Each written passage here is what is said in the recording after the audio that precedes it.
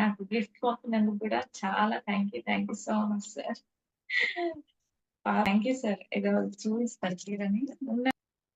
మీ wishes కూడా అలాగే పెట్టేసి నైట్ చూసారు మా ఆయన.